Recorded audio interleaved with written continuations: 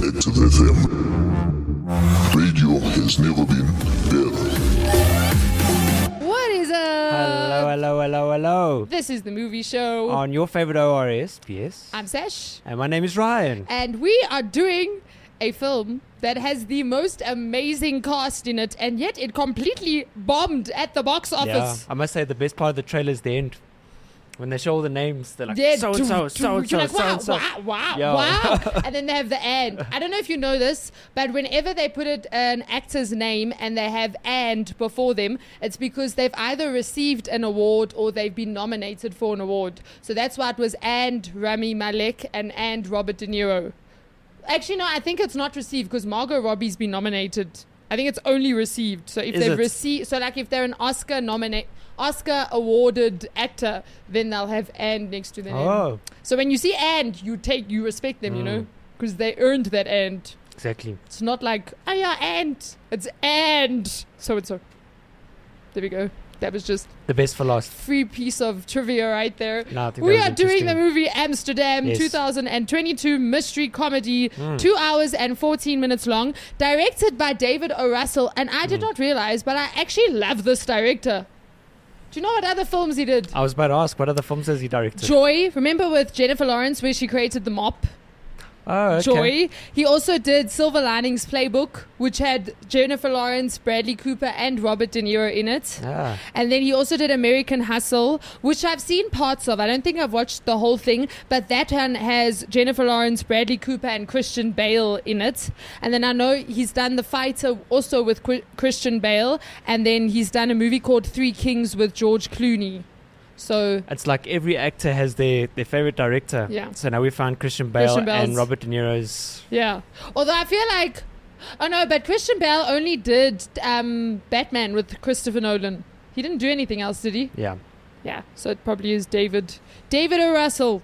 And I thought this was a very good description of the type of films that David makes, because in an interview, Christian Bale actually said the type of movies that he makes, the director makes, is movies about the adversity in people's lives and how they overcome it and continue being joyful and loving life. Which, if you think of movies like Silver Linings Playbook and Joy, that's like the perfect definition, because all of those characters were going through some form of adversity within their lives, but they still had to find the joy and meaning and basically still be grateful, find what they can still be grateful for within their lives, even though they're going through a difficult situation, which was kind of like what this film was also about.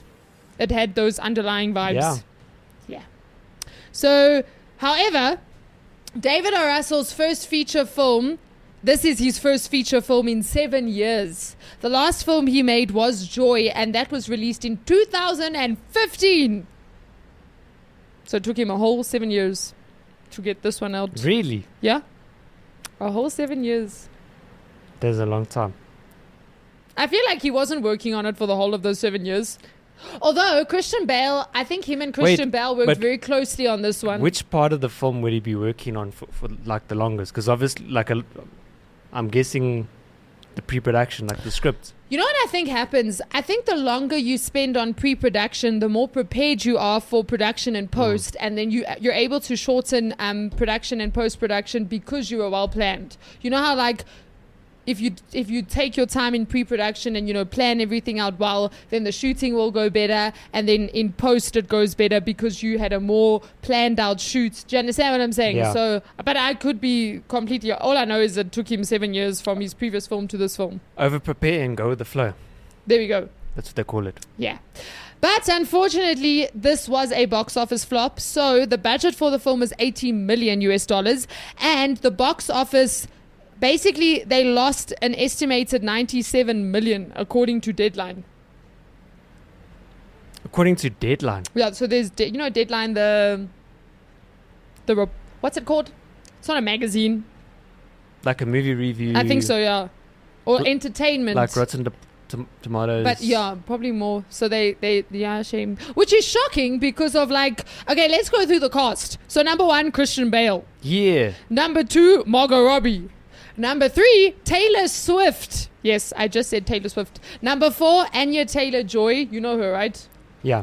Yes. Number 5, John David Washington. Right? Number 6, Rami Malek. I love that dude. That dude is honestly one of my favorite actors, just because he's weird. Where was I? 6, I think 7, so. somewhere. Robert De Niro. Even Mike Myers, who's a very big comedian. Plus Zoe Saldana. Yes.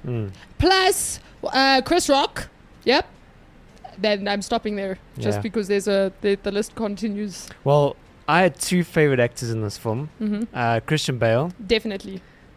Who, you have to admit, throughout the entire movie, he has got this like cinematic, like just this epicness to him. Yeah. Like, did you notice all the actors were just acting as an actor? He was the one who had like the slight bend, and there was something weird about His him. eye. And even the way like he would look and stare, and like he was just.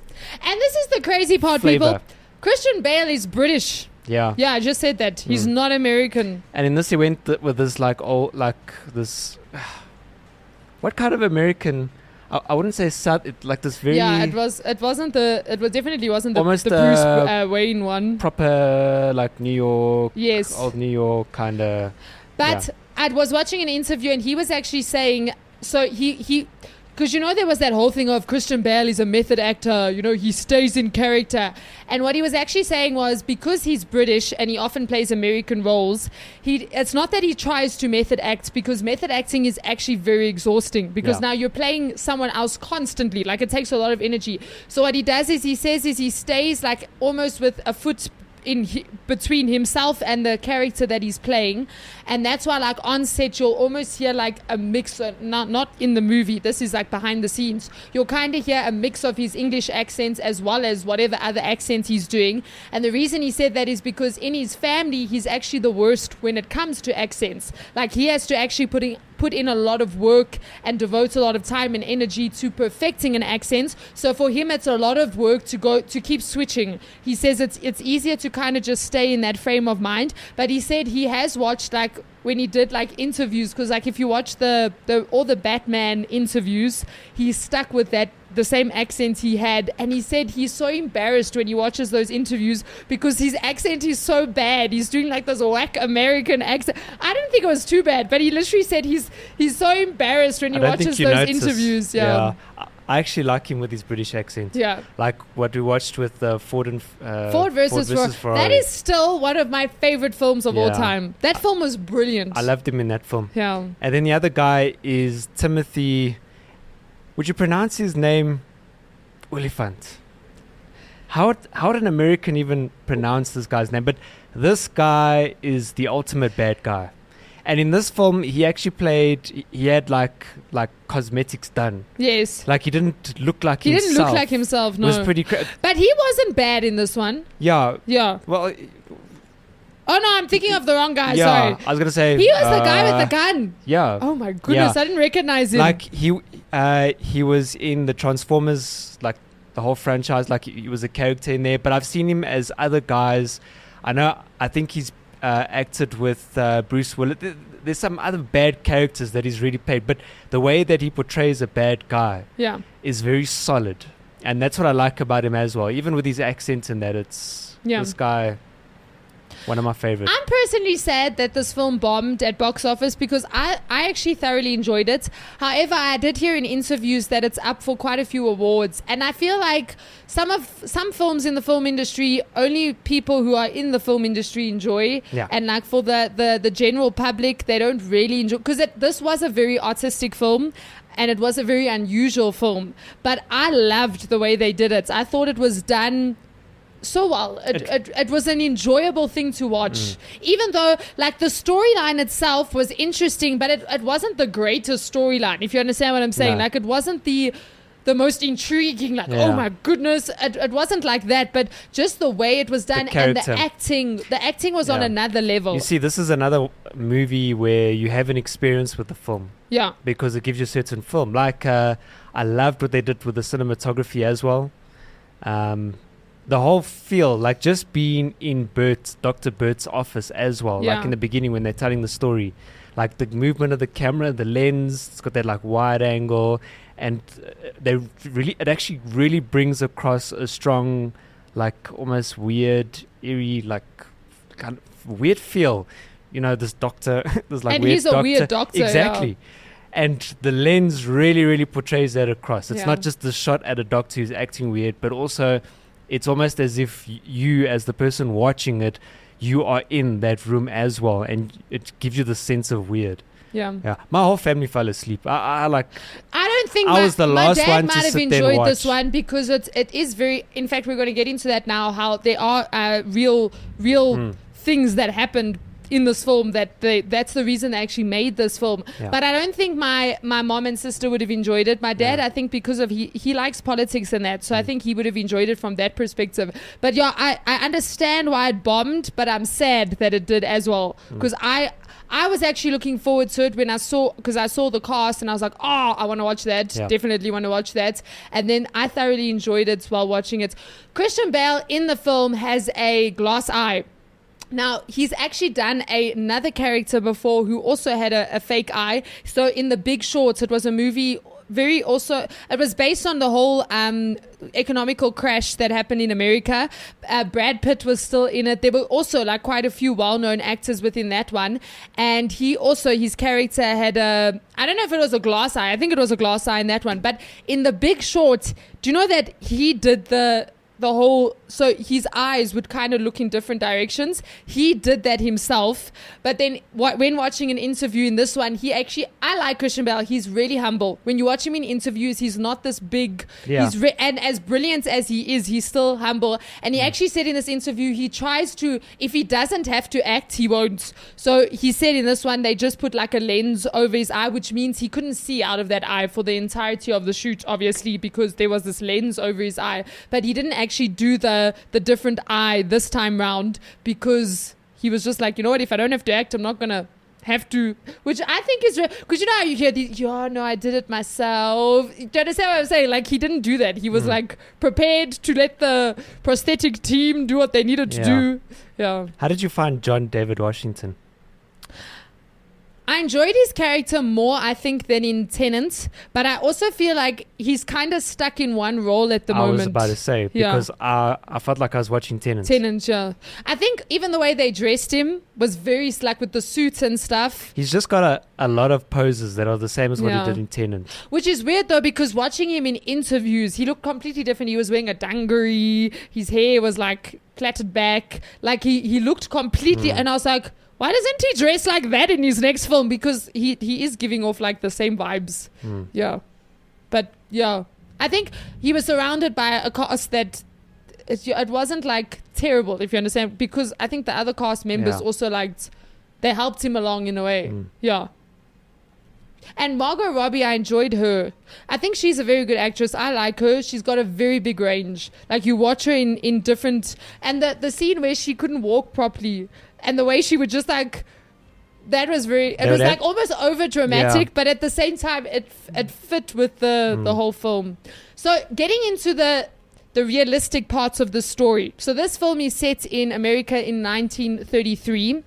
Now, in the film, what happens is you have what's called the Committee of Five, which is basically these 5 like really rich businessmen who want to take over the American government. They want to kick Roosevelt out of the White House, and they want to make America a fascist country. So in other words, they want to join Mussolini, Hitler, all of that. They even they have the swastika in the film. So that was what was going on in the film. And in the film, they show that if these 5 businessmen had their way, the US would have actually allied with Germany, Italy, and Japan in World War II. That was the aim of these businessmen in the film, was to actually get America to be on the side of Hitler, Mussolini, the whole Japanese nation, which they obviously didn't get right. And as a result, America was now allied with the British, French. But imagine how different the world would have turned out if that happened.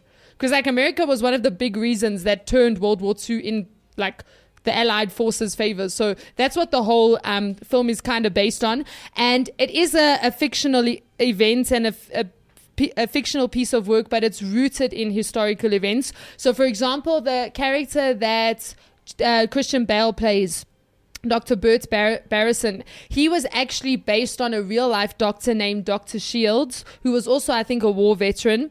Then Valerie's art, so Margot Robbie's character, all of the art that she takes like shrapnel out of soldiers and then creates like tea sets and stuff like that. But her art was actually inspired or based off of 3 artists that actually lived during the 1930s. And then the last person is General Dylan Beck, who was played by Robert De Niro. And he's based on General Major Smedley Butler, who was involved in what was called the business plot. So in the 1930s, you have like with the Watergate scandal and you have the business plot, which were these elite businessmen trying to kick Roosevelt out of the White House. Yeah. So his character was actually real. And that's why at the end of the movie, at the end credits, you see Robert De Niro speaking in, I think it was Congress. I don't know exactly. But then they tie it up with the footage of the actual general that made that exact speech, which I thought was actually very cool. The way I don't know if you saw in the end credits. Some of the words like tied up even. Yes. In the sentence. Now, in real life, so that's what happened in the film. In real life, what happened was the business plots did happen in 1933, and it was World War I veterans they were given this grant that they were supposed to be paid out in the year 1945. But then what happened was the Great Depression hit in 1930, and as a result, they couldn't provide for their families. So they then protested in Washington to ask the government for the grant to be given them early because they actually couldn't survive. But Roosevelt didn't want to give them the grant. So the whole protest was actually known as the bonus army, because it was people from the army that were trying to get their bonus early. And eventually they did actually, Roosevelt vetoed for it not to happen, but Congress actually stepped in and they did end up getting the money early. I think they actually got it 10 years earlier than they were supposed to. Yeah. So the business plot was a 1933 political conspiracy in which wealthy American businessmen and bankers plotted a military coup to overthrow President Roosevelt and replace him with a fascist veterans organization headed by U.S. Marine Corps Major General Butler, but he obviously was the one that came out with the whole conspiracy, and he revealed the plot in a testimony under oath to the U.S. House of Representatives. The committee concluded that a plot was indeed concocted, but none of the plotters were prosecuted. I'm like, really? Yep. Like, these people wanted to make America fascist and they don't get prosecuted? So that's the accurate part of the story, but obviously they fictionalized a whole lot of it. Yeah. So but it was quite cool the way they gave like this fictionalized version of what happened in history. Yeah. So on the last day of shooting, their film permit ran out and the police came. I'm like, really? The police go to Hollywood productions and stop them from filming? But apparently they did. And the director wasn't the one that called cut. He apparently he kept it going to try and get as much in, and the police were the ones that wrapped up production. Oh, serious? But I think also it was a really fun set. So it's not like they extended it. They just said... Nope, they actually stopped it, She said because the crew would have just carried on working. So the police literally came in. But it looked like a really fun set. Like, it actually looked really cool. Which part of the film? I don't know what scene they were filming. That must be interesting though. Yeah. But then Christian Bale also was saying in an interview that he didn't tell his kids he was acting alongside Taylor Swift until after he'd done the scene. And I mean, he sang with Taylor Swift. And they were still like, shame, poor Taylor Swift. Because apparently, obviously, Christian Bale's an actor, not a singer by... Yeah. So... Yeah. But it was shocking the way she died though. And so quickly. Yeah. I was just like... Okay. You said that in last week's show, I think. Yeah, no, it was. So when it happened, I was like, oh, okay. Yes, there you go. It was intense though, the way it happened. There we go. That's how to kill someone, 101. That's what it looks like. And then blame the person that was standing with them. Yeah, that was so good. Wait, we sound like serial killers. Let's not give. No, I'm not saying it's a good plan, but well executed. If that's how you want to do stuff, that's how you want to do stuff. It's just weird that nobody else witnessed that. Yeah, guy. Everyone else. I suppose it all happened so quickly.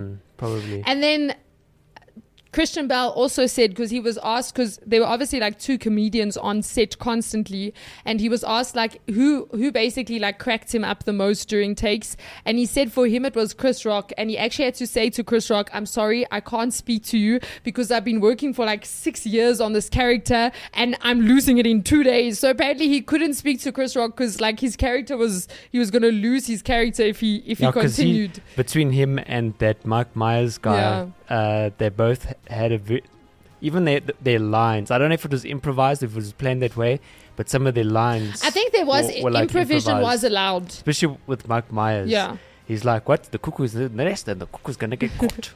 And then the guy next to him was like, Robert De Niro was just like, "What?" Yeah. And then Chris Rock was like, "A white guy in a coffin or in a box, in a box, not even a casket. Coffin. It's not even a lid." Yeah.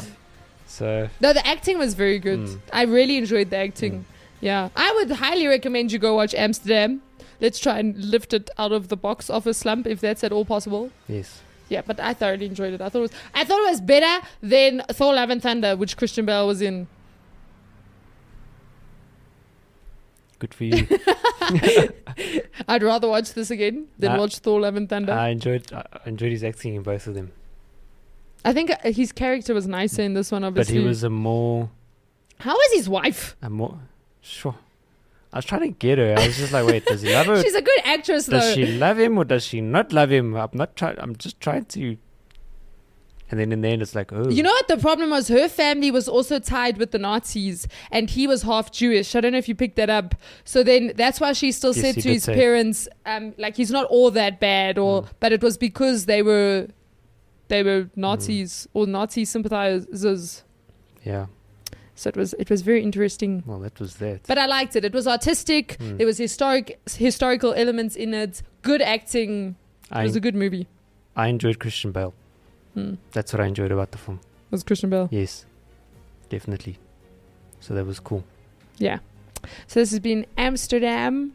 Go watch it. When you go search for Amsterdam, find the movie. Say Amsterdam the movie. Not the country. Yeah, because otherwise you start seeing Amsterdam the country. Oh, is it a country?